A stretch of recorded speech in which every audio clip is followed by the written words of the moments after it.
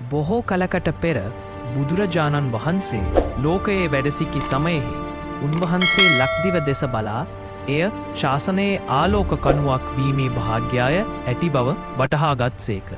ලක්දිවේ ඇති වැදගත්කම හඳුනාගත් බුදුරජාණන් වහන්සේ දෙවියන්ගේ රජු වන සක්‍රයා තැඳවා ගැඹුරු මෙහෙවරක් ඔහුට පැවරූ සේක. සක්‍රයාද එම අති විශාල වගකීම තේරුම්ගෙන දෙවිවරුන් අපරින් සුදුසු ආරක්ෂකයෙකු සෙව්වේය.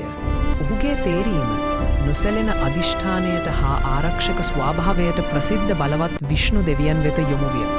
දිව්‍යමය නියෝගය ලැබීමෙන් පසු විෂ්ණු දෙවියෝ ලක්දිවේ සශ්‍රීක වෙරළ දෙසට වැඩම කළේ සිය සදාකාලික ආරක්ෂාව ඇරඹීමට සූදානම් වෙන. එබැවින් එදා සිට ලක්දිව දිව්‍යමය ආරක්ෂාවෙන් වැසී ගියේ ඉදිරි පරම්පරාවන් සඳහා බුදුදහම සුරකිමිනි.